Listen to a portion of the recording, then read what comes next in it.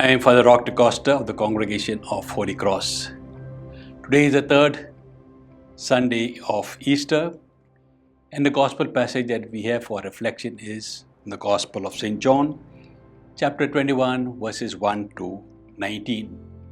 I see two scenes in this rather long passage. The first scene is of a dejected Peter and his companions fishing along the shore. And then they encounter a so-called stranger who happens to be the risen Lord, and who tells them to cast their nets again, for they had not caught any fish the whole night. And they listen to the stranger, and the result is a catch of multitude of fish.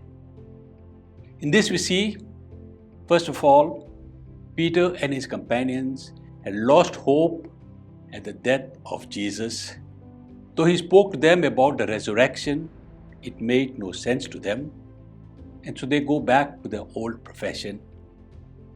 And then the risen Lord comes to them and meets them. They did not recognize him. The first question he asked them, "Have you caught anything?" And they said, "Nothing." And then he says, "Cast your nets on the right." They were professionals. The first thought could have come to their mind is, we have toiled the whole night, got nothing, and now this stranger, whose credentials they do not know, is asking them to cast their nets on the right. Here the word right could have two meanings. First, right as opposed to left. Second, right as opposed to wrong. And they listened to the stranger and cast their nets on the right. They trusted the stranger, though they were professionals, yet they realized that there are things that they have to learn from others. Secondly, they did the right thing.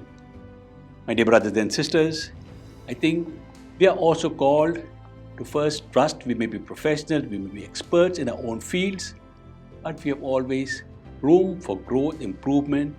We never lose anything by listening to others. Secondly, we too are called to do the right thing in our lives, to oppose evil, to oppose wrong. In a couple of days, we will be voting in this country. Maybe we need to pray for the wisdom to choose the right people who will govern us. We ask God to give us that wisdom to make the right choices in our day-to-day lives.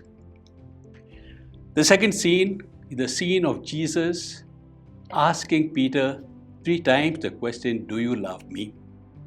In English, we have just one word for love, but in Greek, there are at least 3 words that would mean love. And this is what Jesus was asking Peter. First time when he asked him, "Do you love me?" it was a simple love, or a romantic love, the eros love.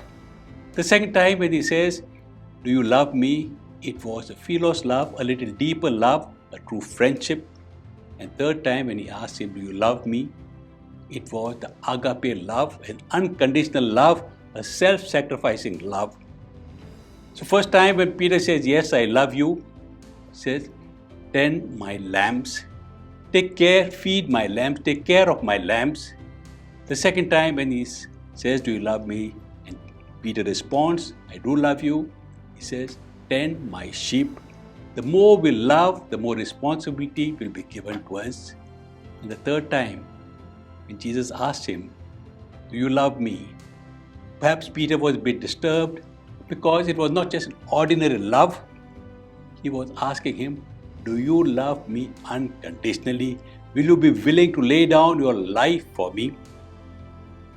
And Peter, when he responds positively, Jesus says, "Feed my sheep, nourish my sheep." The more we love the Lord in a deeper way, in an unconditional way, He will also expect us to do a greater job in taking care of His flock. My dear brothers and sisters, while thanking the Lord for having shown us this agape, this unconditional love, we ask the Lord also to give us the graces to imitate that type of love in our day-to-day relationships, in our family, in our community, and in the society at large.